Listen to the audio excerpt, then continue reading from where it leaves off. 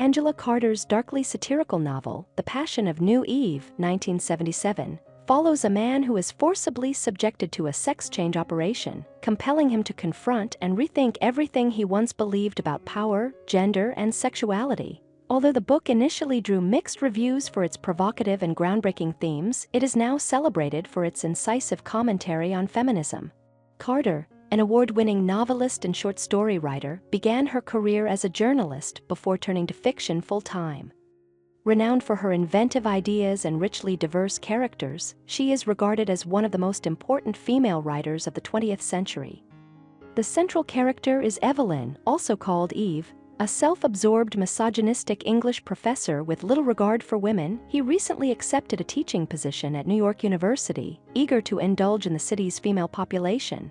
Before departing for America, Eve visits the cinema with an unnamed girl, taking her to see Wuthering Heights because his favorite actress, Tristessa, stars in the film. While he fantasizes about Tristessa during the screening, the girl performs oral sex on him. Satisfied, he leaves her behind and flies to New York. New York, however, is far from what Eve expected. Infested with oversized rats and plagued by crime and political instability, the city is dominated by women and African Americans who intimidate everyone else. Before his first day at NYU, a black activist group bombs the university, leaving Eve stranded in an unfamiliar city without money or employment. Despite these setbacks, he remains in New York. One night, while seeking women, he meets Layla, a captivating model, and they quickly move in together.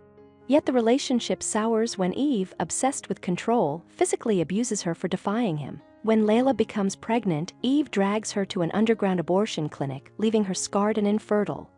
Rejecting her, he abandons her in the hospital and flees to the desert. Eve's escape is short-lived. A masked woman abducts him and brings him to a strange town called Beulah. Men are generally barred from Beulah, but Eve is a special exception. There, he is introduced to Mother, the town's ruler, who has reshaped her body to resemble an ancient goddess with many breasts. Before Eve can flee, Mother rapes him, collects his semen, and subjects him to a sex change operation. Awakening in his new body, Eve is horrified, especially as Mother intends to impregnate him with his own sperm. She subjects him to relentless instruction and videos on how to live as a woman. One night, seizing a chance while Mother is absent, Eve escapes into the desert, but he soon realizes he has lost all identification in Beulah and struggles to assume his new female identity, as he still feels fundamentally male. Soon after, a man named Zero finds and rapes him, believing him to be a beautiful woman. Zero brings Eve home and introduces him to his 7 wives, making Eve the 8th, provoking jealousy among the others. Eve allows the wives to quarrel among themselves, disinterested in Zero and preoccupied with concealing his true identity. Eventually, he flees once more, discovering Tristessa's residence. Zero tracks him down and confronts Tristessa, revealing that she is transgender, which forces Eve to question his own sexuality. He plans yet another escape, but Zero intercepts him and compels him to marry Tristessa. Although he watches their consummation, he cannot prevent them from fleeing together. For the first time, Eve escapes accompanied by another person, and he experiences genuine love for Tristessa. Their brief happiness is shattered when a passing gang shoots Tristessa dead and kidnaps Eve. He manages to escape again and encounters Mother along the highway.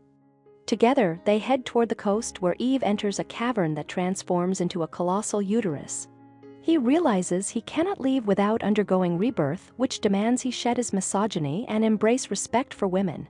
Failing to do so would mean his death. Eve ultimately accepts his transformation, embracing feminism and renouncing his old beliefs. He boards a boat and sails away, resolved to honor and treat women properly for the rest of his life. Thank you for watching. If you enjoy this video, leave a like and subscribe.